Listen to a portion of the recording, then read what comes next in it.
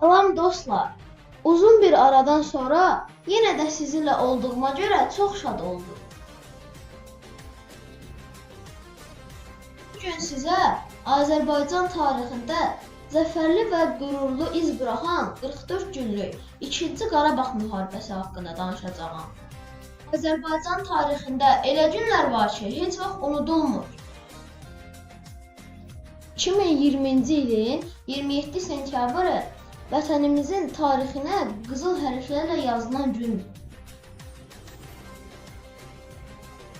Həmin gün başlayan 44 günlük vətən müharibəsi, azadlıq, ədalət və qəhrəmanlıq tariximiz oldu. Ermənistan ordusu 27 sentyabrda atəşkəsi pozdu. Azərbaycan ordusu əks hücum əməliyyatına başladı. Məqsəd 30 ildir işğal altında olan torpaqlarımızı azad etmək idi. Xalq bir yumruq kimi birləşdi. Cəbhədə igidlər, arxada xalq. Bir-birinin ardınca torpaqlarımız igid əsgərlərimizin cəsarəti nəticəsində azad olundu. 4 oktyabr Cəbrayıl, 17 oktyabr Füzuli, 20 oktyabr Zəngilan, 25 oktyabr Qubadlı. Hər bir azad olunan şəhər, bir qələbə, bir sevinc idi. Amma hamının gözü bir şəhərdə idi. Şuşada, Şuşa, Azərbaycanın qəlbi. Düşmən burada ən güclü istehkamlarını qurmuşdu.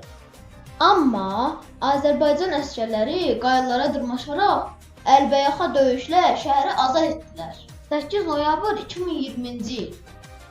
Tarixə qələbə günü kimi yazıldı. 9 noyabrda Şuşa azad edildi. 10 noyabrda isə müharibə dayandı. Azərbaycan qalib gəldi. Ermənistan kapitulyasiya aktına imza atdı.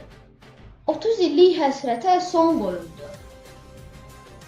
Qarabağ artıq azaddır. Şuşa bizimdir. Qarabağ bizimdir. Qarabağ Azərbaycandır.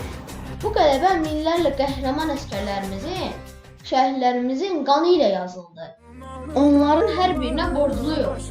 Biz bu torpaqlarda həm qəhrəmanlıq, həm də sülh tarixi yazdıq. Qarabağ Azərbaycandır və əbədi Azərbaycandır.